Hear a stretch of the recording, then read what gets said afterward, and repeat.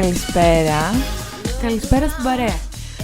Είμαστε η Φανή και η Κατερίνα Και καλωσορίσατε σε ένα ακόμα Fashion Capsule Podcast. που μιλάμε για τη μόδα. Και όχι μόνο. Τι νέα? Καλά, δεν πέρασα πολύ καλά το Φεβρουάριο. Ναι. Αλλά έχω υπομονή. Έχεις πολύ. Ναι. Και ας λες το αντίθετο ότι δεν έχεις, εγώ πιστεύω ότι έχεις. Ναι, φαίνεται, γιατί δεν έχω εξαφανιστεί ακόμα. Αν και είμαι ένα βήμα πριν από το δαχτυλί. Μια χαρά είσαι, κρατιέσαι. Κρατιέσαι Αντέχω. εκμέα. Ναι. Εσένα πώς ήταν ο Φεβρουάριος? Καλά ήταν, πέρασε πάρα πολύ γρήγορα ο Φεβρουάριος. Όσο αργά πέρασε ο Γενάρης, άλλο τόσο γρήγορα πέρασε ο Φλεβάρης. Ναι, πολύ. Ήταν ευχάριστα δηλαδή πέρασε ο Φεβρουάριος. Εντάξει, τώρα έχω μπει και έχει αλλάξει και έτσι η καθημερινότητά μου και η ρουτίνα μου. Έχω πιάσει δουλειά και έτσι είμαι σε αυτό το στάδιο της προσαρμογής. Μπράβο. Ευχαριστώ. Οπότε, ναι. Αυτά. Ήτανε πολύ καλός μήνας ο Φεβρουάριος. Όχι. Κλείνουμε με θετικό το πρόσημο για σένα. Ναι. Όχι. Δεν έχω παράπονο. Για μένα το πρόσημο είναι ένα σύμπλην περίεργο. Ναι, αλλά περίεργο προς το καλό. Ναι. Ωραία. Λοιπόν, Πήγαμε και είδαμε και σινεμά πάλι. Είδαμε το Brutalist. Πήρε και ο Adrian Brody Oscar. το άξιζε. Ναι, εντάξει. Εγώ δεν μπορώ να πω ότι το Brutalist ήταν αυτό που περίμενα. Ναι, ούτε εγώ. Ήταν πολύ... Μου άφησε πολύ ανάμεικτα συναισθήματα. Δεν λέω, ήταν ωραία ταινία, αλλά για το hype που το προμοτάρανε και τα λοιπά, δεν ήταν να πεις η ταινία της χρονιάς, της δεκαετίας, δηλαδή, ήταν μια καλή ταινία ως εκεί. Ναι. Δεν ήταν το θαύμα της 7ης τέχνης. Όχι, θαύμα 7ης τέχνης δεν ήταν. Το Ανώρα πήρε σχεδόν τα πάντα. Πήρε 6 κατηγορίες, ήταν υποψήφιο, πήρε τις 5. Θεωρώ ότι είμαι το μοναδικό άτομο που αφού είδε το Ανώρα είπε θα πάρει Όσκαρ αυτή η ταινία. Ναι, Κανείς δεν με πίστευε. Το είχε προβλέψει η Κατερίνα, κανείς δεν το πίστευε, αλλά τέλει βγήκε η πραγματικότητα. Πραγματικά πώς μου ήρθε όμως, τι όνειρο είδα και το κατάλαβα. Ναι, είχες μια σιγουριά μέσα σου. Ήμουν πάρα πολύ σίγουρη. Και ξέρεις, το αστείο ποιο είναι, ότι είχα πει από μέσα μου, γιατί τα έχω δει όλα εγώ τα βραβεία και μου αρέσουν πολύ τα βραβεία, ρε παιδί μου, και παρακολουθώ. Δεν είχε πάρει τίποτα άλλο τόσο καιρό. Ναι. Και λέω, εντάξει, έξω θα άπεσα, δεν θα πάρει κάτι. Και τελικά δεν πήρε τίποτα άλλο και πήρε μόνο Όσκαρ. Ναι, ισχύει. Για πες, τι λέει το σημερινό επεισόδιο. Λοιπόν, το σημερινό παιδιά επεισόδιο θα είναι τα beef ανάμεσα σε σχεδιαστές που έχουν αφήσει ιστορία στον κόσμο της μόδας. Δηλαδή που μπορεί να έγιναν, ας πούμε, πριν 60-70 χρόνια, αλλά ακόμα έχουν στιγματίσει την ιστορία της μόδας και ακόμα, ας πούμε, έχουν να λένε. Μπορώ να πω ότι ψάχνοντας, μερικά είχαν πάρα πολύ μεγάλο ενδιαφέρον και πάρα πολύ τσάι. Όχι του βουνού, τσάι gossip, πάρα πολύ. Ναι, δηλαδή δηλώνουν αρκετά μεγάλο ενδιαφέρον. Ναι. Οπότε το σημερινό επεισόδιο είναι αφιερωμένο στις μεγαλύτερες κόντρες ανάμεσα στους σχεδιαστές. Ακριβώς. Ναι. Που άφησαν εποχή. Ναι. Λοιπόν, εγώ θα ξεκινήσω μιλώντας για την αντιπαλότητα και την έχθρα της Chanel με την Elsa Schiaparelli, παρακαλώ. Η αντιπαλότητά τους δεν ήταν τίποτα λιγότερο από θρυλική. Ξεχύλιζε σκάνδαλο. Και ηλέκτρισαν τον κόσμο της μόδας με τα νεύρα που είχαν η μία για την άλλη κατά τη διάρκεια του 20ου αιώνα. Και τα δύο αυτά fashion icons τώρα συγκρούστηκαν όχι μόνο σε στυλ, αλλά και σε προσωπικότητα. Και η κόντρα τους στη μόδα έγινε τόσο διάσημη όσο και τα σχέδιά τους. Αυτές λοιπόν οι δύο είχαν μία μάχη, που λες Φανή, και προσωπικότητα και φιλοσοφία και αισθητική. Αλλά αυτό τώρα από πού ξεκινάει, πού βασιζόταν η αντιπαλότητά τους. Κυρίως στο ότι η Chanel ήταν minimal, λειτουργική και έτσι αντιπροσώπευε αυτή την ανδρόγυνη κομψότητα. Η Schiaparelli από την άλλη ήταν κεντρική, είχε μια πιο καλλιτεχνική προσέγγιση, συνεργαζόταν και με διάφορους καλλιτέχνες και είχε αυτό το υπερβολικό, ας πούμε, το εντυπωσιακό. Η Chanel λοιπόν γεννήθηκε στη Γαλλία το 1883. σε φτωχή οικογένεια και μεγαλώνοντας σε ορφανοτροφείο ανέπτυξε μια βαθιά ανάγκη για απλότητα και λειτουργικότητα στη ζωή. Και αυτό αποτυπώθηκε και στα σχέδιά της. Έφερε επανάσταση με τις λιτές ανδρόγυνες γραμμές της, απελευθερώνοντας τις γυναίκες από τους κορσέδες. Και το μικρό μαύρο φόρεμα, εννοείται, και τα κοστούμια της έγιναν σύμβολα διαχρονικότητας. Από την άλλη, η Σchiaparelli γεννήθηκε στη Ρώμη το 1890, ήταν λίγο μικρότερη, σε μια καλλιεργημένη οικογένεια. Η αγάπη της για την τέχνη και τη φαντασία την οδήγησε στον κόσμο της μόδας και η δουλειά της ήταν έντονα επηρεασμένη από τον σουρεαλισμό. Έχει μείνει στην ιστορία και συνεργασία της με τον Σαλβαντόρ Νταλί, δημιουργώντας έργα έτσι που θόλωναν τα όρια ανάμεσα σε μόδα και σε τέχνη. Οπότε η μία ήταν full, υπερβολή, η άλλη ήταν τύπου κατοχικό σύνδρομο. Και να πούμε ότι και οι δύο ήταν πάρα πολύ έτσι έντονοι χαρακτήρες. Ναι. Δεν σηκώναν μίγα στο σπαθί. Μίγα στο σπαθί. Καλά, νομίζω ότι αν σηκώνανε και μίγα στο σπαθί δεν θα ήταν αυτές που ήταν. Δηλαδή, για να είσαι τόσο star, αποκλείεται να υποχωρείς. Ναι. Η Σανέλ λοιπόν πίστευε στην απλότητα. Είχε πει κάποτε, η πολυτέλεια πρέπει να είναι άνετη, αλλιώς δεν είναι πολυτέλεια. Εγώ συμφωνώ πάρα πολύ σε αυτό. Ήθελε οι γυναίκες να αισθάνονται ελεύθερες και δυναμικές. Η Σchiaparelli, απ' την άλλη, ήθελε να εντυπωσιάζει. Έβλεπε τη μόδα σαν μια μορφή θεάτρου γεμάτη χρώμα και δραματικότητα. Ήταν η γυναίκα που δημιούργησε και το διάσημο ροζ χρώμα, το shocking pink. Εγώ αυτό δεν το ήξερα.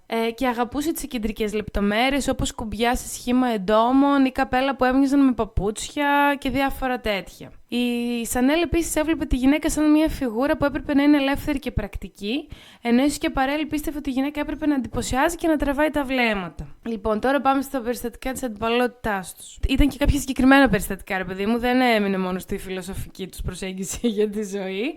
Ένα από τα πιο γνωστά περιστατικά ξεκατηνιάσματος μεταξύ τους συνέβη σε ένα γκαλά.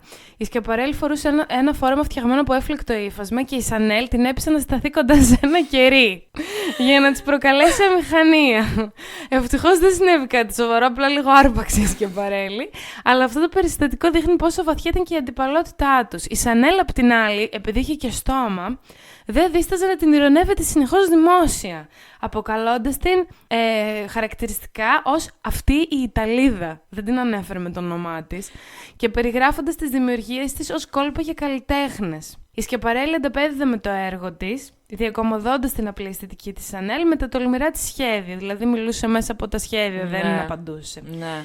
Και μετά το Δεύτερο Παγκόσμιο Πόλεμο, οι δρόμοι τους άλλαξαν δραστικά. Η Σανέλ επέστρεψε στο χώρο της μόδας το 1954, μετά τον πόλεμο, και κατάφερε να επαναφέρει τον εαυτό της, κάνοντας τον Νίκο Σανέλ παγκόσμιο σύμβολο κομψότητας. Η Schiaparelli, ωστόσο, έκλεισε τον Νίκο το 1954, παρόλο που το όνομά της έσβησε για αρκετές δεκαετίες. Το έργο της αναγνωρίστηκε αργότερα σαν πρωτοποριακό. Σήμερα έχει επανέλθει ο οίκος Schiaparelli. Α, το έκλεισε εντελώς το 1954. Ναι, μάλλον μετά τον πόλεμο δεν μπόρεσε να ανακάμψει, δυστυχώς.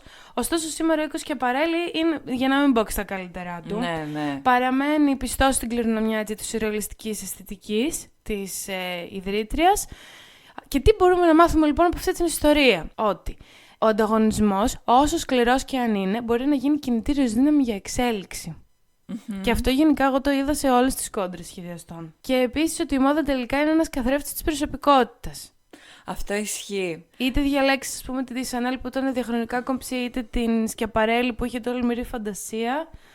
Έδειχνε το ποιες είναι αυτές οι ίδιες. Αυτό ισχύει βασικά και εγώ στους σχεδιαστές που βρήκα. Σε όλους ισχύει αυτό. Ότι δεν ήταν βασικά διαφορετικές φιλοσοφίες που τους έκαναν να συγκρούονται. Ναι. Και αυτό που είπες με τον ανταγωνισμό, ότι είναι μια κινητήριος δύναμη για την εξέλιξη. Εγώ θεωρώ ότι αυτό ισχύει σε όλα τα πράγματα, όχι μόνο στη μόδα. Ναι. Αν εξαιρέσεις κάποια περιστατικά συγκεκριμένα με ξεκατηνιάσματα, ναι.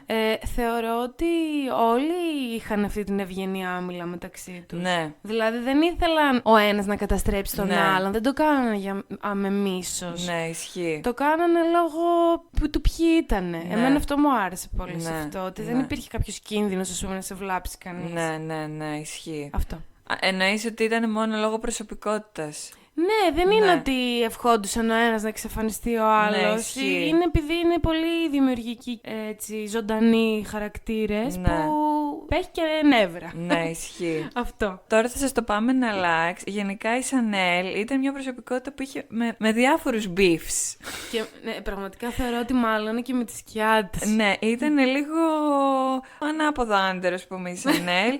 Και τώρα εγώ, δηλαδή τώρα στην αρχή θα σας πιάσουμε τη Σανέλ και τα beef που είχε. Και τώρα εγώ θα σας πω για τη Σανέλ versus τον Dior. Λοιπόν, όπως είπε και η Κατερίνα, πολύ σωστά, η Σανέλ είχε ως στόχο την απελευθέρωση και την ενδυνάμωση των γυναικών, δίνοντας έμφαση στη λειτουργικότητα και καθιστώντας την επαναστατική πολύ για την εποχή της. Έσπασε τα τυπικά στήλη ψιρισμραπτικής, δίνοντας έμφαση στη λειτουργικότητα των αθλητικών αλλά και των ανδρικών ενδυμάτων, συμπεριλαμβανομένων των στολών υπηρεσίας και στρατιωτικών. Δηλαδή έκανε τζάκετ, τα οποία τα εμπνεύστηκε από τους φαντάρους και από τους στρατιώτες. Δηλαδή οι φούστες της δεν είχαν λουράκια και τα μποφάν της από tweed είχαν 2 έως 4 εξωτερικές τσέπες.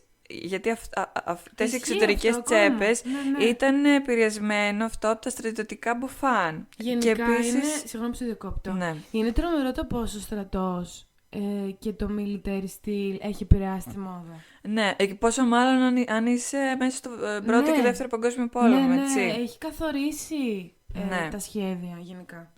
Τα ρούχα της ήταν ρεαλιστικά προσαρμόσιμα και σχεδιασμένα με ρεαλιστικές εφαρμογές τρόπου ζωής που ενθάρρυναν το να είναι η άλλη αυτοδύναμη και ανεξάρτητη. Μάλιστα. Λοιπόν, αντίθετα όμως, ο Dior έκανε το ταμπούτο του μετά το Δεύτερο Παγκόσμιο Πόλεμο, το Φεβρουάριο του 1947 στο Παρίσι, παρουσιάζοντας την πρώτη του συλλογή, η οποία ονομάστηκε από τον τύπο The New Look. Και αυτό το έχουμε ξαναναφέρει στο επεισόδιο με τα fashion shows, αν θυμάστε. Οι παλιοί, οι ακόλουθοι, οι φανατικοί θα το θυμούνται αυτό. Λοιπόν, Οι διαβασμένοι. Αυτή η συλλογή έκανε θράψη και άλλαξε τα δεδομένα στη σκηνή της μόδας και μεταμόρφωσε την καρδαρόπα της σύγχρονης γυναίκας σχεδόν εν μία νυχτή, οδηγώντας στην απόρριψη της πρακτικότητας των χρόνων του πολέμου και ανοίγοντας το δρόμο σε μια νέα εποχή μετά τις σκοτεινές στιγμές του Δευτέρου Παγκοσμίου. Ο Dior λοιπόν υποστήριξε τη χλειδί στην υψηλή μόδα με μια εξαιρετικά λαμπερή αυθονία από φουσκωτές φούστες από τούλι, μακριές μεταξωτές τουαλέτες και μια μικροσκοπική μέση εμπνευσμένη από την Belle Époque. Δηλαδή ήταν ακριβώς το αντίθετο. Η Chanel ήταν πρακτικότητα, λειτουργικότητα, λόγω του πολέμου, να είναι ανεξάρτητες οι γυναίκες, και ο Dior όλο αυτό το έφερε τούμπαλιν. Δηλαδή η γυναίκα πρέπει να είναι απλησίαστη, με τεράστια φορέματα, εντυπωσιακά, σαν εξωτικό πουλί, να τη θαυμάζουν όλοι οι άντρες και να είναι το επίκεντρο της προσοχής. Ακριβώς αυτό ήταν. είχε κοινά δηλαδή και με τη Σκεπαρέλη ο Dior. Ακριβώς. Γενικά η Chanel συχαινόταν με την πολυτέλεια. Ναι. Και τις φανφάρες. Δεν ήταν απαρατήτως τα ρούχα του Dior τα πιο άνετα ρούχα για να τα φορέσεις. Ειδικά μερικά από αυτά ζύγιζαν και έως και 60 κιλά. Τι λες ρε? Ναι, από το τόσο τούλι και το layering, γιατί έβαζε ύφασμα πάνω στο ύφασμα. Να μου δείξεις μετά κανένα σχέδιο. Βεβαίως. Αλλά η ικανότητά του να φέρνει τη φαντασία σε έναν σύγχρονο κόσμο έδωσε στον Dior μια κυρίαρχη φωνή στον κόσμο της μόδας. Φυσικά η Chanel ποια ήταν? Δεν φοβήθηκε καθόλου να εκφράσει την αποδοκιμασία της προς τον Dior και προς αυτό το νέο κύμα. Κατηγόρησε τον Dior ότι έσυρε τις γυναίκες πίσω στα ιδανικά της θηλυκότητας του 19ου αιώνα, Θεός φυλάξει. υποστηρίζοντας την αντίληψη ότι οι γυναίκες ήταν αντικείμενα που πρέπει να θαυμάζουν οι άνδρες και ότι η θέση τους ανήκει στο σπίτι. Ο Dior δεν δίνει γυναίκες, είπε, τις επενδύει, προσθέτοντας ότι μια γυναίκα καθισμένη με φόρμα Dior έμοιαζε με μια παλιά πολυθρόνα. Πω φίλε, όμως τι λόγια. Η γλώσσα κόκαλα δεν έχει και κόκαλα Ακριβώς. τσακίζει. Επίσης, πέρα από όλα τα άλλα, δήλωσε: κοίτα πόσο γελίες είναι αυτές οι γυναίκες που φοράνε ρούχα από έναν άντρα που δεν ξέρει γυναίκες, δεν είχε ποτέ και ονειρεύεται να γίνει. Επίσης, αξίζει να αναφερθούμε στο γεγονός πως η Chanel είχε αποσυρθεί κατά τη διάρκεια του Δευτέρου Παγκοσμίου Πολέμου, κλείνοντας, όπως είπε και η Κατερίνα, τα καταστήματά της έως και το 1954, όπου και ξαναεπέστρεψε στο προσκήνιο της μόδας. Και πολλοί λένε πως αυτή η επιστροφή οφείλεται στην προσωπική της κόντρα με τον Dior. Ο Dior βέβαια πέθανε το 1957 και απέφευγε να κάνει δημόσια δηλώση για τη Chanel. Μόνο Ήτανε... το 57 πέθανε. Ναι. Το μόνο που είχε πει ποτέ για εκείνη ήταν στα απομνημονεύματά του, λέγοντας ότι η προσωπικότητά της Chanel, καθώς και το γούστο της, είχαν στυλ και κομψό κύρος. Δηλαδή η άλλη του είχε σύρει τα όσα και αυτός ήταν gentleman. Δεν είπε τίποτα κακό για εκείνη, τουλάχιστον εγώ δεν βρήκα κάτι, αλλά το πιστεύω γιατί ο Dior ήταν πάρα πολύ μετρημένος και κύριος και δεν ήταν αυτή η κατηνιά της Chanel. Δεν ήταν κατηνιά, δεν τα έλεγε έξω από τα δόντια ρε παιδί μου, ήταν πιο μαζεμένος. Αυτό. Ναι, η Chanel είχε γενικά νευράκια. Είχε νεύρα, ναι. Και σε μια ταινία που είχε γυριστεί πριν κάποια χρόνια. Με την Audrey Tautou. Ναι, πολύ ωραία ταινία. Πάρα πολύ ωραία ταινία να τη δείτε. Νομίζω λέγεται Coco Before Chanel. Κάπως έτσι λέγεται η ταινία. Και εκεί τη δείχνει, την ενσαρκώνει πολύ ωραία. Πάλι τη δείχνει εκείνη συνέχεια έτσι κατηφής και ευέξαπτη. Ναι. Αλλά όπως είπες ότι ήταν κύριος και ο Dior, έτσι ήταν κύριος και ο Balenciaga στην κόντρα του με τη Chanel, γιατί ούτε ο Balenciaga γλίτωσε από το στόμα της. Όπως και με τους δύο προηγούμενους προφανώς, η κόντρα της Chanel με τον Balenciaga ήταν μια σύγκρουση τιτάνων. Καθένας από τους οποίους αντιπροσώπευε ξεχωριστές φιλοσοφίες ξανά. Η Chanel με το οξύ πνεύμα και την επαναστατική της απλότητα βρέθηκε αυτή τη φορά αντιμέτωπη με την αριστοτεχνική δεξιοτεχνία και την αρχιτεκτονική ακρίβεια του Balenciaga. Η περιφρόνησή τους από τον έναν προς τον άλλον ήταν έκδηλη και ο κόσμος της μόδας απολάμβανε την επίμαχη σχέση τους. Η μινιμαλιστική της προσέγγιση, η οποία όπως είπαμε και πριν εστίαζε στην απελευθέρωση των γυναικών από τον περιορισμό, ας πούμε, στον ντύσιμο και στα ρούχα, βρισκόταν σε πλήρη αντίθεση με τις γλυπτικές και περίτεχνες δημιουργίες του Balenciaga. Η Chanel απέρριπτε πάντα τα σχέδιά του ως υπερβολικά περίτεχνα. Γενικά τη Chanel δεν της άρεσε καθόλου υπερβολή. Ό,τι είχε υπερβολή το έκανε μετό. Και όπως είχε πει και η ίδια, ο Balenciaga είναι ράφτης, δηλαδή τύπου, για να τον υποτιμήσει, με την πιο αληθινή έννοια της λέξης. Μόνο ένας ράφτης θα μπορούσε να κάνει τόσο άσχημα φορέματα. Έλα μωρέ, εντάξει. Στα αγγλικά αυτό το βρήκα, τον ονόμαζε couturier. Δεν ξέρω. Α, ναι. Balenciaga is a couturier, in the truest sense of the word. Για να τον υποτιμήσει. Ναι. Μόδιστρος. Μόδιστρος, ναι, μπράβο, αυτή είναι η λέξη, μόδιστρος. Ο Balenciaga, γνωστός για τη συγκρατημένη και αξιοπρεπή του συμπεριφορά, δεν ήταν από αυτούς που συμμετείχαν σε δημόσιες βεντέτες. Ωστόσο, η περιφρόνησή του για τα σχέδια της Chanel ήταν εμφανής. Σύμφωνα με πληροφορίες, είχε σχολιάσει μια φορά ότι τα φορέματα της Chanel δεν είναι φορέματα, είναι κουρέλια. Και η έμφασή του, ρε παιδί μου, του Balenciaga στη δομή, την ακρίβεια και την πολυτέλεια συγκρούστηκε πολλές φορές με την τάση της Chanel για πρακτικότητα. Ένα περιβόητο περιστατικό που ανέδειξε τον ανταγωνισμό του συνέβη κατά τη διάρκεια μιας επίδειξης μόδας στο Παρίσι. Εμένα αυτό με νευρίασε. Okay. Η Chanel πήγε στην επίδειξη μόδας του Balenciaga και έτσι με ύφος, ρε παιδί μου, και με τολμηρή διάθεση πήγε και έκατσε στην πρώτη σειρά. Και ζήτησε να καθίσει στην πρώτη σειρά στο σοου του Balenciaga. Α, δεν την είχε καλέσει. Μπορεί να ήταν καλεσμένη, αλλά αυτή, ρε παιδί μου, ζήτησε να κάτσει μπροστά, επίτηδες.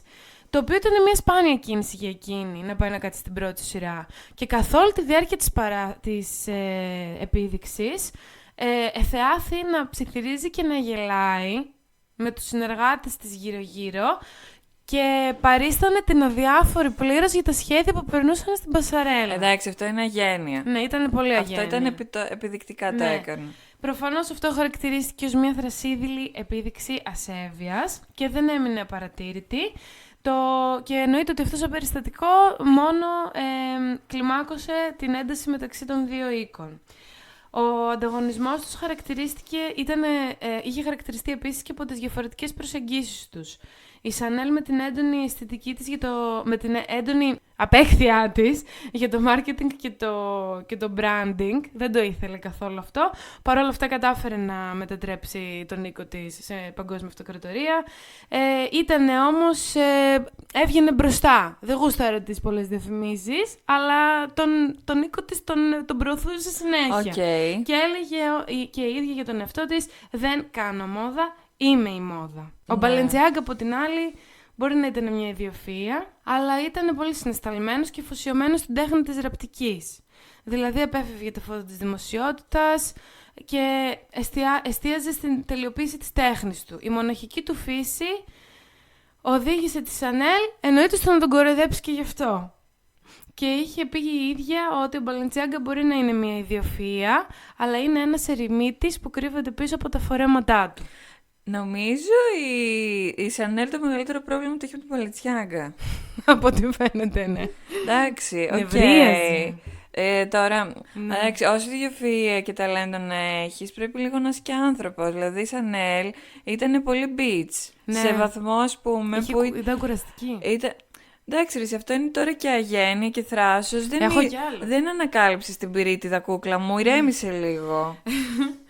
Επίσης, σε μια άλλη ένδειξη, εγώ πιστεύω ότι τον Τώρα ζήλευε. εκνευρίστηκα εγώ με τη Chanel. Πιστεύω ότι τον ζήλευε και λίγο τον Ξεκάθαρα. Balenciaga. Γιατί πέρα από όλα αυτά τα οποία εξαπέλυε για το πρόσωπό του, υπενήχθηκε και κάποιες φορές ότι ο οίκος χρησιμοποιούσε υλικά κατώτερης ποιότητας για να μειώσει το κόστος. Όχι και αυτό τώρα στον Balenciaga. Και ο Balenciaga προφανώς αυτόν τον ισχυρισμό τον αρνήθηκε κατηγορηματικά. Η κατηγορία βέβαια αυτή υπηρετώντησε μια σφοδρή αντίδραση από τους υποστηρικτές του Balenciaga και βάθινε περισσότερο το χάσμα μεταξύ των δύο σχεδιαστών. Και όπως είδα κιόλας γενικά, και επειδή είχαν, ρε παιδί μου, και οι δύο ακόλουθους σχεδιαστές που τους ακολουθούσαν για να μάθουν, είχαν κόσμο, ας πούμε, που τους παρακολουθούσε και τους ακολουθούσε στενά, ξεκίνησε μπιφ και ανάμεσα στους κύκλους τους, όχι μόνο ανάμεσα σε αυτούς τους δύο.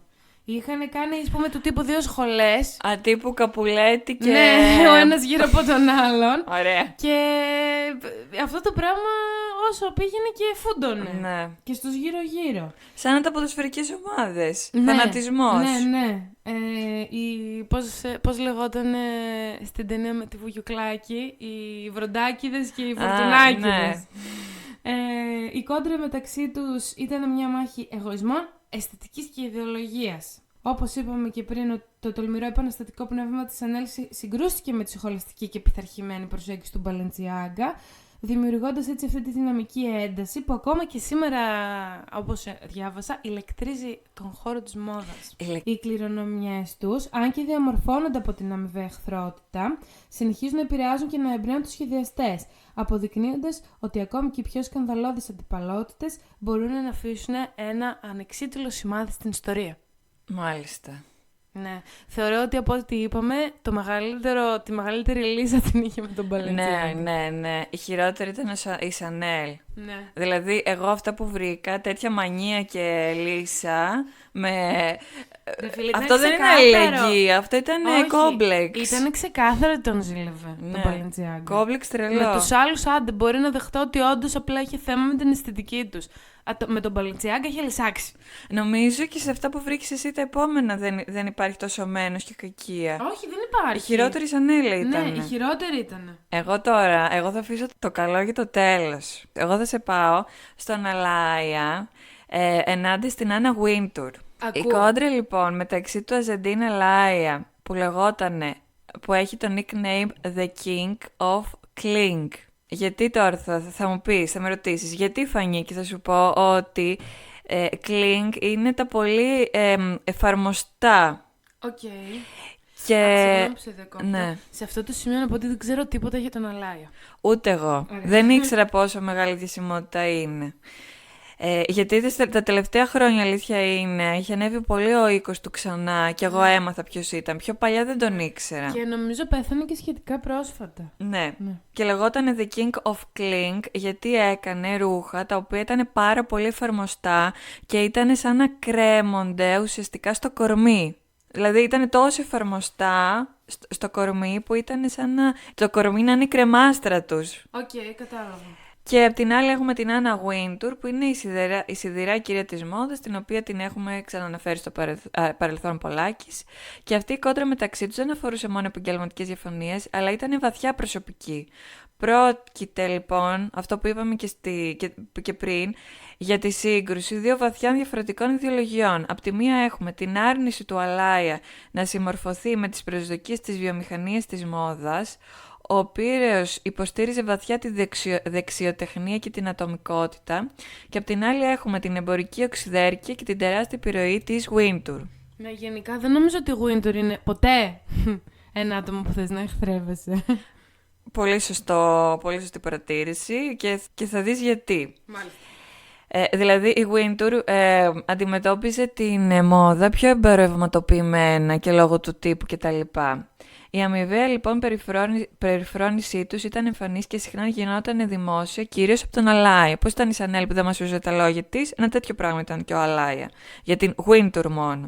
Η περιφρόνησή του λοιπόν για το στερέωμα της μόδας που εκπροσωπούσε η Wintour δεν ήταν μυστικό και δεν μας ούσε ποτέ τα λόγια του. Ο έλεγχος της Wintour πάνω στην αφήγηση της μόδας ήταν σχεδόν απόλυτος, αλλά ο Αλάια παρέμενε ένας από τους λίγους που της αντιστάθηκαν δημόσια. Κάποτε λοιπόν ερανεύτηκε λέγοντας «Είμαι αληθινός σχεδιαστής υψηλής ραπτικής», που στα αγγλικά το βρήκα κουτουριέρ, αυτό που έλεγες πριν. Okay. Αλλά είχε καλό πρόσχημα, έτσι, ναι. πώς το χρησιμοποιείς. Για μένα η δουλειά δεν είναι μόνο θέμα χρημάτων. Υπονοώντας ότι τη Wintour την ένιγγισαν μόνο τα λεφτά. Αυτή... Ναι, η Wintour, συγγνώμη, ναι. Γι' αυτό είναι γνωστό όμως ότι ήταν από baby, έτσι. Ήταν από οικογένεια με λεφτά. Ναι, αλλά... Είναι δηλαδή η γυναίκα, γιατί δεν έχει πεθάνει. Ναι, απλά και ο τρόπος, ας πούμε, που δούλευε τη μόδα ήταν για να παράξει περισσότερα λεφτά. Ναι, αλλά εννοώ ότι αυτό ήταν μέσα της. Αυτή ήτανε. Ναι. Αλλά αυτό στον Αλάια δεν άρεσε μάλλον.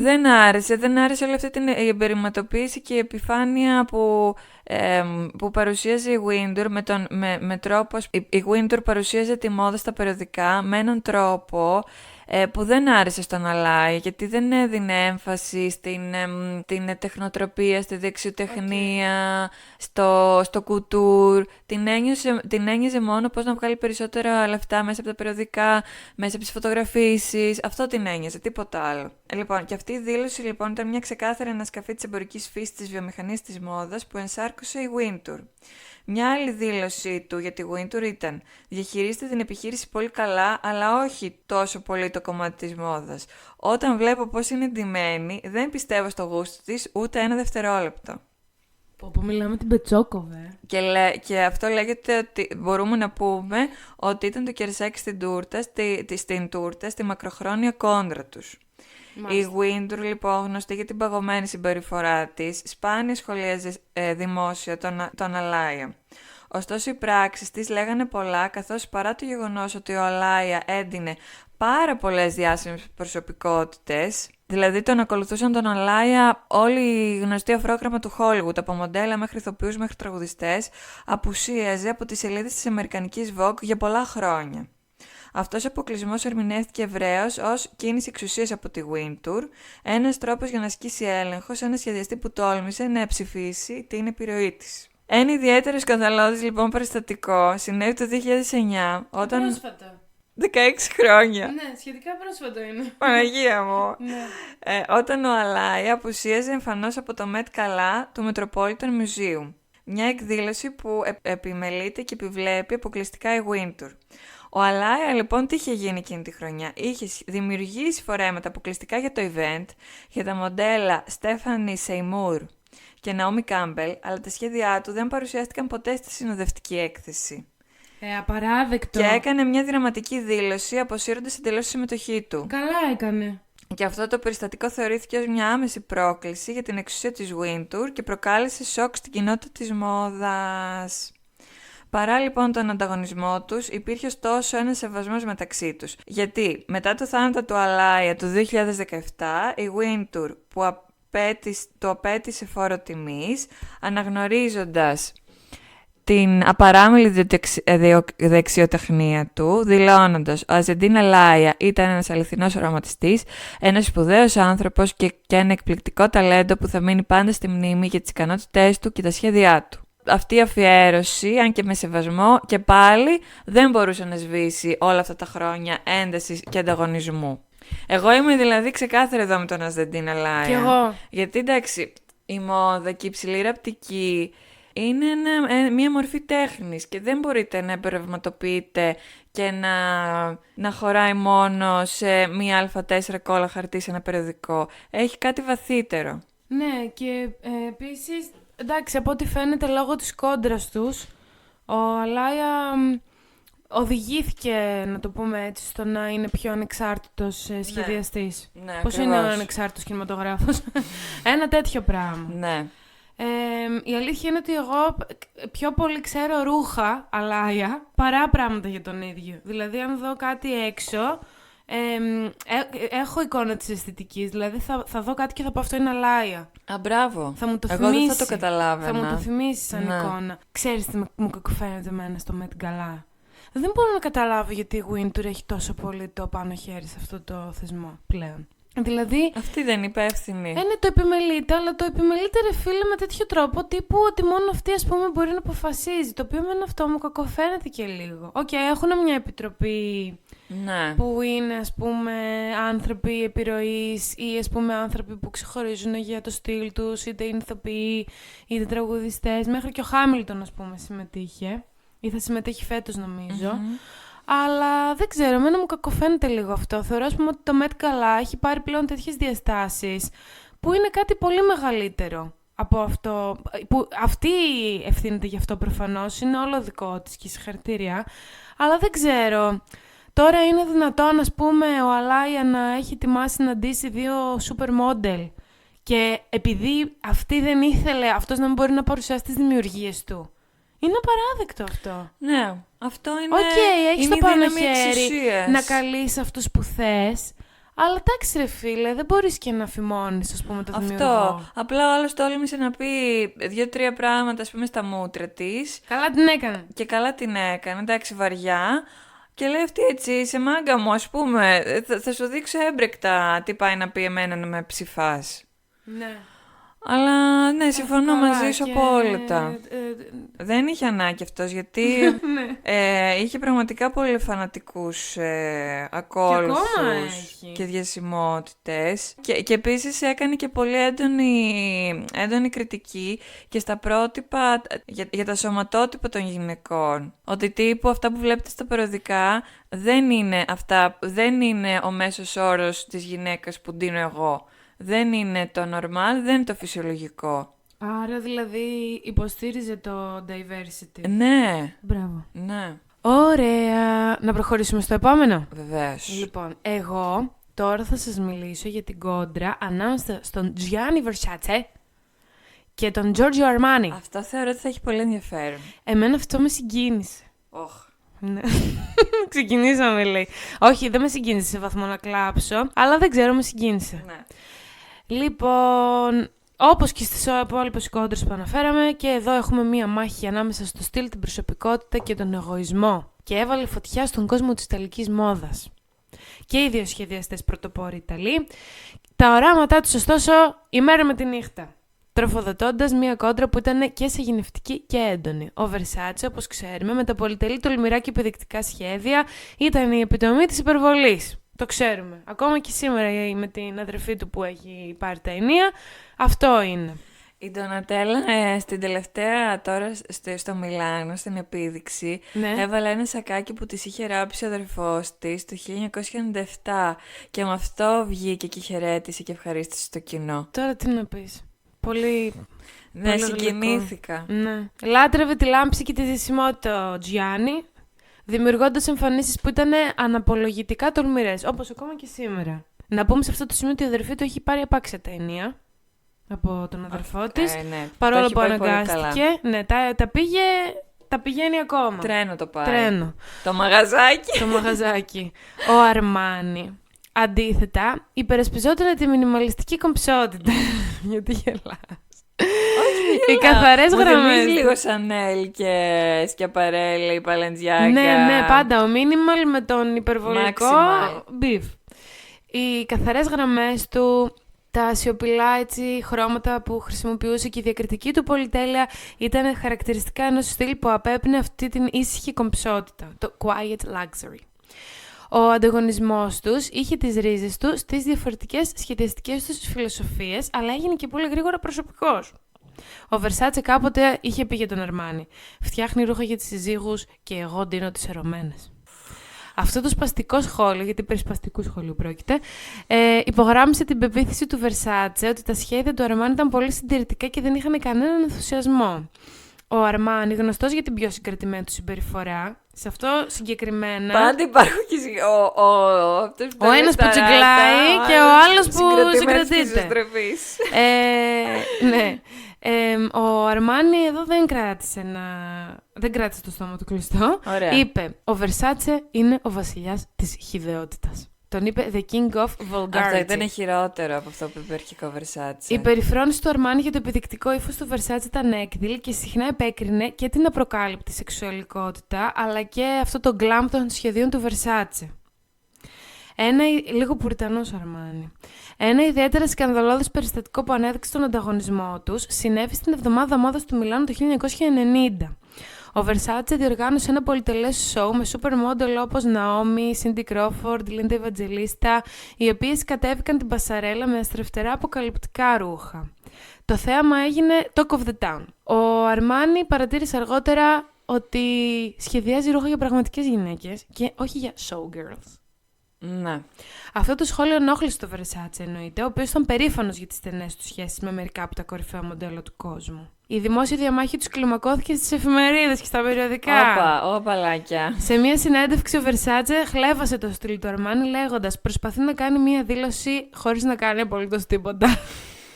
Ο Armani απάντησε, απορρίπτοντας την προσέγγιση του Versace ως ρηχή, δηλώνοντας: «Η μόδα πρέπει να είναι ευφυής και αξιοπρεπής και όχι μια φανταχτερή επίδειξη πλούτου». Τι του λες? 1-0. Στα παρασκήνια, ο ανταγωνισμός τους ήταν επίσης σκληρός. Και οι δύο σχεδιαστές αγωνίστηκαν για την εύνοια της Ιταλικής ελίτ. Και τα σόουτ τους συχνά γινόντουσαν πεδία μάχης για την προσέλκυση πελατών και διασημοτήτων με τη μεγαλύτερη επιρροή, παρακαλώ. Ο τύπος, εννοείται στο χώρο της μόδας, εννοείται δεν είχαν ευκαιρία να ρίχνει λάδι στη φωτιά. Μία από τις αξέχαστες στιγμές της αντιπαλότητά τους ήταν όταν γίνανε παρακαλώ και εξώφυλλο στο Vanity Fair το 1995, το οποίο ονόμασε το δίδυμο «Οι Τιτάνες του Μιλάνου». Το άρθρο ανέπτυσε... φωτογραφήθηκαν. Δεν ξέρω, δεν κατάλαβα. Πάντως γίνανε εξώφυλλο και έγινε και θέμα. Το άρθρο ανέπτυσε λεπτομερώς τον ανταγωνισμό τους και περιλάμβανε μια φράση από τον Versace, ο οποίος δήλωνε «Ο Αρμάνι είναι επιχειρηματίας, εγώ είμαι καλλιτέχνης». Αυτή η δήλωση υπογράμμισε την άποψη του Versace που είχε για τον εαυτό του σαν δημιουργικός οραματιστής, ενώ ο Αρμάνι, ας πούμε, είχε μια πιο εμπορική προσέγγιση.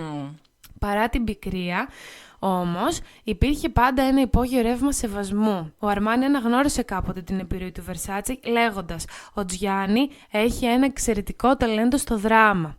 Ο Versace επίσης σε μια σπάνια στιγμή έτσι που έκανε λίγο πίσω και έριξε νερό στο κρασί του, παραδέχτηκε ότι η ακρίβεια και η κομψότητα του Giorgio είναι αναμφισβήτητες, ακόμα και αν μου προκαλούν βαρεμάρα μέχρι δακρύων. Η συγκλονιστική δολοφονία του Versace το 1997 έφερε ένα ξαφνικό και τραγικό τέλος στον ανταγωνισμό τους. Ο Αρμάνι, επιδεικνύοντας μια αίσθηση μεγαλοψυχίας, απέτησε φόρο τιμής στον αντίπαλό του, λέγοντας «Ο Versace έφερε χρώμα και φαντασία. Η απώλειά του είναι βαθιά αισθητή». Εντάξει, αν δεν έλεγε και καλό λόγο έτσι πως πέθανε ο άλλος. Ναι, πραγματικά τραγικό. Η διαμάχη μόδας Versace-Armani ήταν κάτι περισσότερο λοιπόν από μια σύγκρουση στυλ. Ήταν μάχη προσωπικότητων και κληροδοτημάτων. Ο σκληρός τους ανταγωνισμός ότισε τον καθένα σε μεγαλύτερα ύψη, οδηγώντας την καινοτομία και τη δημιουργικότητα, που άφησαν ανεξίτηλο το σημάδι του στον κόσμο της μόδας. Ακόμη και σήμερα, οι απόϊχοι της αντιπαλότητάς τους συνεχίζουν να επηρεάζουν και να εμπρέουν τους σχεδιαστές, υπενθυμίζοντάς μας ότι οι πιο θρυλικές διαμάχες είναι συχνά αυτές που διαμορφώνουν την ιστορία, παρακαλώ. Ακολουθούν τις διαμάχες ένα μοτίβο. Ναι, πάντα. Είναι η δημιουργικότητα που τους προκαλεί τα νεύρα. Ναι. Πολύ ενδιαφέρον, εντάξει. Ναι. Σίγουρα έπαιξε ρόλο που Εμένα ήταν. αυτό ήταν το αγαπημένο μου μπιφ. Ναι, ήταν ωραίο αυτό. Ναι. Και Γιατί το ήταν. Laia Winter που είπες ήταν ωραίο. Όχι τώρα. Αλλά τώρα. Τώρα, Κατερίνα, θα αλλάξουν όλα. Εμένα μου άρεσε γιατί αυτή ήταν και Ιταλή και Ναι. ήταν τόσο όσο. Δεν κάνανε μεγάλες χοντράδες. Λοιπόν, παιδιά, τώρα εγώ θα σας πω την αγαπημένη μου ιστορία. Θα γίνει και της Κατερίνας αγαπημένη ιστορία. Θα σας μιλήσω για τον Yves Saint Laurent και τον Karl Lagerfeld. Εγώ όταν τα διάβαζα όλα αυτά, δεν πίστευα στα μάτια μου. Το 1954... Ο Καρλ ήταν 21 χρονών και ο Yves Saint Laurent 16 και συμμετείχαν στον διάσημο διαγωνισμό σχεδιασμού στο Παρίσι, το International Wool Secretariat. Αυτός ο διαγωνισμός ήταν η αφορμή να γνωριστούν οι δύο νέοι ταλαντούχοι σχεδιαστές, οι οποίοι θα συνέχισαν να καθορίζουν τη γαλλική μόδα για μια ολόκληρη γενιά. Η σχέση των σχεδιαστών αυτών δεν θα μπορούσε να περιγραφεί με ακρίβεια ως αυτή των φίλων αρχικά, γιατί ήταν πολύ καλοί φίλοι, και μετά το 1970 ως αυτή των εχθρών. Ο Καρλ σε αυτό το διαγωνισμό κέρδισε το πρώτο βραβείο στην κατηγορία παλτό και ο Yves πήρε την υψηλότερη διάκριση στην κατηγορία βραδινού ντυσίματος. Στα χρόνια που ακολούθησαν, ο Yves Saint Laurent προσλήφθηκε από τον Christian Dior, και αυτό το έχουμε αναφέρει σε προηγούμενο επεισόδιο, ο οποίος όταν πέθανε το 1957, ο Yves πήρε τη θέση του και αργότερα το 1961 ίδρυσε τη δική του ομώνυμη εταιρεία μόδας. Εν τω μεταξύ, ο Καρλ ξεκίνησε να εργάζεται στη γαλλική μάρκα έτοιμων ενδυμάτων Chloé και συνεργάστηκε επίσης με τη Fendi. Στη συνέχεια, συνέχισε να συνεργάζεται με τους Balmain, Jean Patou, ως ελεύθερος επαγγελματίας σχεδιαστής, καθώς και στη συνέχεια με τη Chanel, όπου το 1983 έγινε ο Creative Director του οίκου ως και το θάνατό του. Να πούμε εδώ ότι είχαν πάνω κάτω την ίδια ηλικία και ο Yves Saint Laurent έγινε πιο γρήγορα γνωστός, γιατί απέκτησε πιο γρήγορα το δικό του brand, το δικό του όνομα. Ενώ ο Karl Lagerfeld ήταν στρατιώτης στη δουλειά του, ήταν πάρα πολύ ταλαντούχος, αλλά δεν είχε επιτυχία μόνο σε δουλειές και σε οίκους που του ανέθεταν.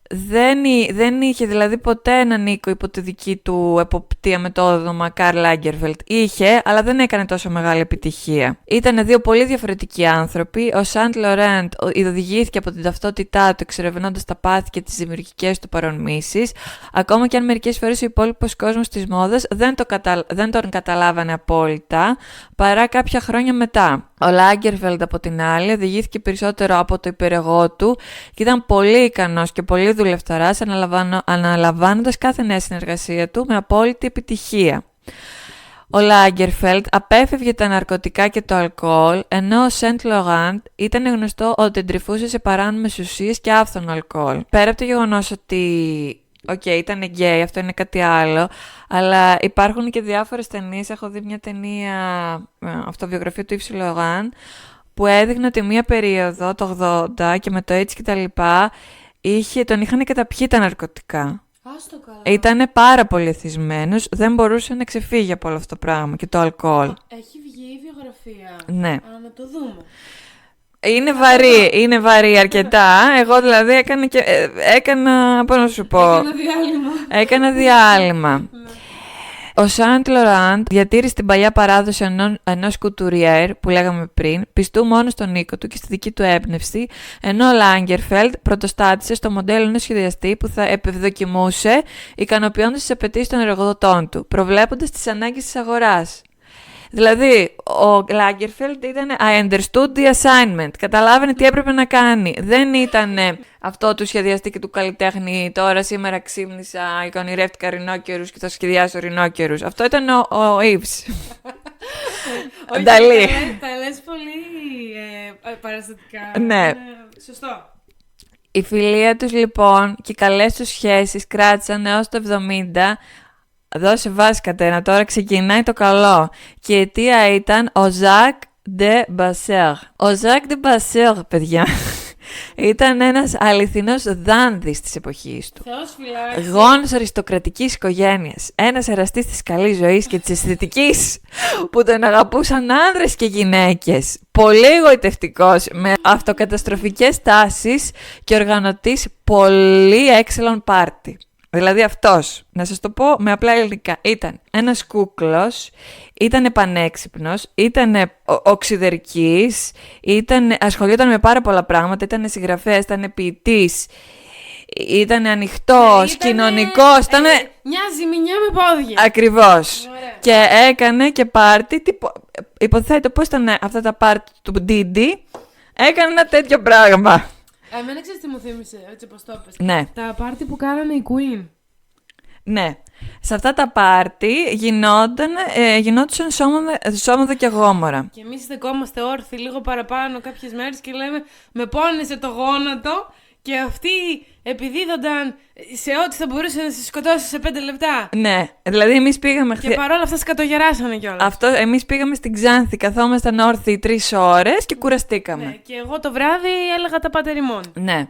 Και αυτοί τώρα πηγαίνουν σε αυτά τα πάρτι και πίνανε και κατεβάζανε ό,τι υπήρχε στον πλανήτη Γη. Λοιπόν, ο Ζακ Ντεμπασέρ γνώρισε τον Καρλ Λάγκερφελντ το 1972 στο Παρίσι. Ο 20χρονος τότε Ντεμπασέρ, λοιπόν, πλησίασε το σχεδιαστή, ο οποίος διέπρεπε ήδη στο χώρο της μόδας και ήταν 19 χρόνια μεγαλύτερός του. Και του είπε ο Μπασέρ: θέλω να σε γνωρίσω, με περίσσια αυτοπεποίθηση. Και εκείνη ακριβώς τη στιγμή ο Καρλ Λάγκερφελντ μόλις είχε γνωρίσει τον έρωτα της ζωής του. Στο βιβλίο Jacques de Basser, Dandy de l'Ombre, αχ καλά, πώς θα μου λέω έτσι στο γαλλικό, η συγγραφέας Marie Otavie, στην οποία μάλιστα είχε μιλήσει και ο ίδιος ο σχεδιαστής, εξετάζει τη ζωή της μυστηριώδους αυτής φιγούρας που έζησε στο πλευρό του Λάγκερφελντ. Παρακαλώ πολύ, Κατερίνα, σκεντρώσου, 18 χρόνια. Συγκεντρωμένη με αυτό που ακούω, πιάνω το κεφάλι. Λοιπόν, σύμφωνα με το βιβλίο, η σχέση τους δεν υπήρξε ποτέ σαρκική. Τον αγάπησε βαθιά, λέει ο Λάγκερφελντ, αλλά δεν είχε ποτέ σωματική επαφή μαζί του, της είπε ο εξέχαστος μόδιστρος. Η σχέση τους είχε περάσει σε ένα διαφορετικό επίπεδο. Βασιζόταν στην αισθητική, τη διανόηση αλλά και τα gossip. Ο Ζακ είχε πολλές σχέσεις με διάφορους άνδρες και συνήθισε να τα συζητάει όλα με τον Καρλ. Δηλαδή, αυτοί ήταν ερωτευμένοι. Πλατωνικά. Ναι. Και βρισκόντουσαν και συζητούσαν για τη διανόηση, για τη ζωή, για την ύπαρξη, για τα gossip στο Παρίσι.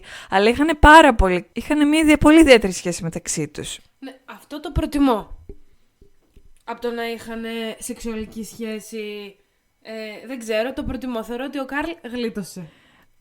Δεν γλίτωσε όμως ο Ιβς. Λοιπόν, τώρα, εσένα δεν σου κάνει μπαμ ότι αυτός ο Ζακ τον πήρε χαμπάρι τον Καρλ ότι ήταν κατά βάθος ευαισθητούλης και ψυχούλα και τον χτύπησε στο συναισθηματικό? Κατερίνα, πώς το ήξερες αυτό? Φαίνεται. Τι πλατωνικά είναι αυτά, 19. Δεν το πιστεύω. Αυτό δεν το σημείωσα. Αλλά είσαι πολύ καλή. Στα άρθρα που βρήκα έλεγε ότι ο Ζακ, εκμεταλλευόμενος την ομορφιά του, την τσαχπινιά του και τα πλούτη του, ό,τι έβαζε στο μυαλό του προσπαθούσε να το κατακτάει με απόλυτη επιτυχία. Ναι. Ναι, τον πήρε χαμπάρι τον Καρλ ότι σου λέει αυτός έχει ευαίσθητα σημεία και η φάση ήταν βρήκε στο ευαίσθητο σημείο μου και αυτό είναι μείον μου και αυτό είναι μείον μου. Είσαι πάρα πολύ καλή, μπράβο σου. Λοιπόν, παιδιά, αλήθεια, δεν της είπα τίποτα και το βρήκε. Θα περάσω τώρα στον Yves Saint Laurent. Σε ένα από τα δημοφιλή και έξαλα πάρτι με αλκοόλ και ναρκωτικά του Ζακ, τον γνώρισε και τον ερωτεύτηκε παράφορα. Ήτανε τρελός γι' αυτόν, Κατερίνα. Με τους γιο τους να συνάπτουν δεσμό που κράτησε 6 μήνες. Ολόκληρους? Ναι, ο Καρλ ήξερε για το δεσμό του αγαπημένου του με τον καλό του φίλο. Άλλωστε, οι σχέσεις τους δεν βασιζόταν στην αποκλειστικότητα παρά στη συντροφικότητα και την ελευθερία και δεν πίστευαν στις ταμπέλες και τις συμβατικές σχέσεις. Αυτό μας φάγανε. Ναι, Έλληνας γκόμενος 2024. Όμως αυτός που θύμωσε πραγματικά και οφείλεται στη διάλυση αυτής της φιλίας ανάμεσα στο Λάγκερφελντ και στον Yves Saint Laurent ήταν ο Pierre Berger, συνέτερος και σύντροφος του Yves Saint Laurent. Γιατί ο Yves Saint Laurent τα έφτιαξε με τον Jacques, ενώ τα είχε με τον Pierre. Είναι πολλά τα ονόματα, παιδιά. Θέλω λίγο να... Εντάξει, καταλαβαίνω ότι είναι πολύ πληροφορία. Όταν έμαθε για αυτή τη σχέση τους, ζήτησε από τον Γάλλο σχεδιαστή να μην έχει καμία επαφή με τον Ντεμπασέρ, καθώς θεωρούσε εκείνο υπέτειο για την ανάμειξη του Λογάν με τα ναρκωτικά, αλλά να μην έχει σχέση ούτε με τον κύκλο του, δηλαδή να μην έχει παρέα καμία με τον Καρλ Λάγκερφελντ, κάτι που κόστησε πολύ στον Καρλ. Δηλαδή του είπε, άκουσα να σου πω αγάπη μου. Έχεις ένα πρόβλημα με τα ναρκωτικά. Θεωρώ ότι σε έχει βάλει σε αυτό το βούρκο της ακολασίας αυτό το κακό παιδί που λέγεται Ζακ. Και δεν θέλω να κάνεις παρέα ούτε με τον Ζακ, να τον ξεκόψεις εντελώς, αλλά ούτε και με όλους τους υπόλοιπους που ξέρει ο Ζακ, δηλαδή τον Καρλ. Δεν θέλω να του μιλάς καθόλου. Που ο Καρλ, μιλάμε με ακολασίες και τέτοια, δεν είχε καμία σχέση. Δηλαδή, ναι, η μόνη εξάρτηση που είχε ο Καρλ, το διάβασε και αυτό σε άρθρο, ήταν με την Coca-Cola. Με τίποτα άλλο δεν ήταν εξαρτημένος. Ρε φίλε, πόσο ψυχουλίνη. Λοιπόν, σε αυτό το σημείο ο Λάγκερφελτ συνειδητοποίησε όμως ότι ο Μπερζέ, ο Λάγκερφελτ έκανε μια συνειδητοποίηση. Και συνειδητοποίησε ότι ο Μπερζέ πάντα πίστευε ότι ο Λάγκερφελτ ο ίδιος ήταν επικοινωτής πίσω από τη γνωριμία αυτών των δύο ανθρώπων με καταστροφικές τάσεις. Έλεος. Δηλαδή, ο Μπερζέ πίστευε ότι ο Λάγκερφελτ αυτούς τους δύο τους είχε φέρει σε επαφή για να διαλύσει τον Νίκο Ιβ Σεν Λοράν. Αλλά αυτό δεν ίσχυε ούτε κατά διάνοια. Δηλαδή, συγγνώμη, αυτός ο Μπερζέ, τον Καρλ, για πόσο βλάκα τον είχε? Για πολύ. Δηλαδή, ποτέ δεν το συμπάθησε. Φαίνεται. Λοιπόν, και τώρα θα τελειώσω επιτέλους λέγοντας ότι η αρχή του τέλους της ζωής του Ντεμπασέρ ήταν το 1984 όταν βγήκε θετικό στον ιό του HIV, τι πιο σύνηθες να συμβεί εκείνη την εποχή, και τελικά πέθανε το 89 σε ηλικία 35 ετών στην αγκαλιά του Λάγκερφελτ. Ο Λάγκερφελτ λέγεται ότι πλήρωσε τους καλύτερους γιατρούς, προσπαθώντας να παρατείνει τη ζωή του αγαπημένου του, ο οποίος έζησε τις τελευταίες στιγμές του στο νοσοκομείο, όπου κάθε βράδυ μαζί του κοιμόταν ο Λάγκερφελτ. Δεν έφευγε στιγμή από το πλευρό του. Συγγνώμη, ο Ζακ πέθανε στα 35. Ναι. 3 χρόνια μετά το θάνατο. Αυτά τώρα τα λέω γιατί μου φάνηκαν συγκινητικά. Όχι ότι έχουν σχέση μεταξύ Λάγκερφελτ versus Ιβ Σεν Λοράν. Τα λέω έτσι. Για εγκυκλοπαιδικές γνώσεις. 3 χρόνια μετά το θάνατό του Ζακ, ο Καρλ Λάγκερφελτ είπε: θα κλείσω έτσι. Ήταν το μοναδικό πράγμα στη ζωή μου που έδινε νόημα στα πράγματα. Έδωσε στη ζωή μου μια λάμψη που δεν πρόκειται να δώσει κανείς άλλος. Ίσως τελικά να υπάρχει μόνο ένας άνθρωπος για σένα στη ζωή. Εγώ δεν ήξερα ότι ο Ιβς ήταν τέτοιος ατίθασος. Πάρα πολύ. Πάρα πολύ. Δηλαδή στην ταινία αυτή φαινόταν ότι είχε καταστραφεί και σώθηκε, η αλήθεια είναι, χάρη στον Μπερζέ, το συνέτερό του, γιατί τον αγαπούσε. Ναι. Και γιατί είχαν μαζί και μια εταιρεία που ο ένας ήταν ο καλλιτέχνης, ο Ιβ Σεν Λοράν, το άλλος ήταν, ας πούμε, αυτός που κρατούσε τα λογιστικά, το επιχειρηματικό πνεύμα, και έλεγε εντάξει, άμα χάσουμε τον καλλιτέχνη μετά δεν έχουμε δουλειά, ας πούμε. Κάπως έτσι. Ναι. Εντάξει, αλλά ήταν πολύ σκληρός άνθρωπος ο Μπερζέ. Ναι. Τι να πω, δεν ξέρω. Και επίσης για το Λάγκερφελτ, εγώ τον είχα παρεξηγήσει που δεν το συμπαθούσε και τα λοιπά. Για όλα αυτά που διάβασα τώρα, άλλαξα γνώμη. Εγώ δεν ξέρω. Τον πιο πολύ από όλους σε αυτή την ιστορία τον Καρλ συμπόνεσα. Ναι, το συμπόνεσα κι εγώ. Εντάξει, τι να πεις τώρα. Οκ, ο άνθρωπος έζησε, ας πούμε, αυτό το πλατωνικό. Ναι. Τον πήρε κάτω από την προστασία του κιόλας. Ναι, αυτό. Και τον περνούσε και 20 χρόνια, οπότε το να βλέπεις τώρα έναν νέο άνθρωπο που αγαπάς να σβήνει και τα λοιπά, πρέπει να ήταν πάρα πολύ επίπονο. Ναι. Σίγουρα το ότι αυτός ήταν μικρότερος έπαιζε ρόλο στη σχέση μεταξύ τους. Ναι. Να του δημιουργούσε, ας πούμε, αυτά τα συναισθήματα προστατευτισμού και τα λοιπά. Ναι, ισχύει. Είχαν μεγάλο age gap, είναι η αλήθεια. Ναι, είναι 20 χρόνια, είναι αρκετά ως πολλά. Ναι. Ωραία! Αυτά, παιδιά, ελπίζουμε να σας φάνηκε πολύ ενδιαφέρον και το σημερινό επεισόδιο. Είπαμε ενδιαφέροντα πράγματα, είναι η αλήθεια. Και εντάξει, φυσικά αυτό, να κρατήσουμε ότι ο κόσμος της μόδας δεν είναι όλα ροδοπέταλα με ταξιτές κορδέλες κτλ. Υπάρχουν και πολλά περιστατικά τα οποία ήταν σκληρά και ναι. Υπάρχει αλληλεγγύη, αλλά υπάρχουν και σκηνικά που είναι λίγο πιο ακραία. Ναι, εγώ θα πω σε αυτό το σημείο ότι θα δω την ταινία για τον Ιβ Σεν Λοράν. Ναι. Και... πολύ ωραία ταινία. Ναι, για να έχω έτσι μια παραπάνω εικόνα. Mm-hmm. Να μας στείλετε κι εσείς μήνυμα αν έχετε κάποια εικόνα για κάποιο άλλο μπιφ ανάμεσα στις σχεδιαστές που γνωρίζετε. Και σύγχρονους και παλαιότερους, γιατί εμείς το πιάσαμε λίγο δεκαετίες. Η ταινία λέγεται βασικά Ιβ Σεν Λοράν. Μάλιστα. Ωραία. Ιβ Σεν Λοράν, σκέτο λοιπόν η ταινία, να τη δείτε κι εσείς άμα δεν την έχετε δει. Ωραία. Να μας στείλετε μηνύματα αγάπης και λατρείας. Ναι. Στο Instagram μας Fashion Capsule Podcast. Και να μας στείλετε και email fashioncapsulepodcast@gmail.com. Και θα τα πούμε και στο Instagram, που θα ανεβάσουμε έτσι διάφορα post από αυτά που σας λέμε. Πάντα ανεβάζουμε. Και πάντα ανεβάζουμε και νέα και τις επικαιρότητες της μόδας. Ναι, τα story όχι να το πενευτούμε, αλλά είναι πάντα ενημερωμένα. Ναι.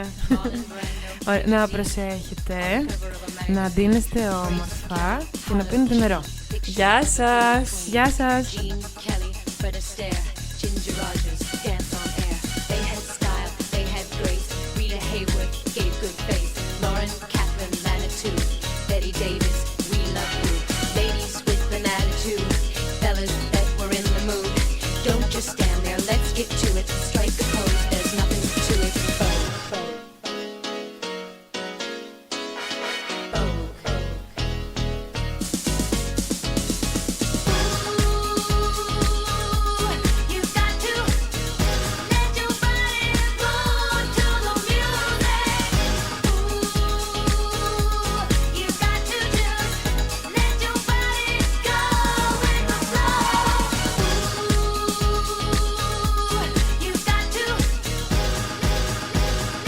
Vogue.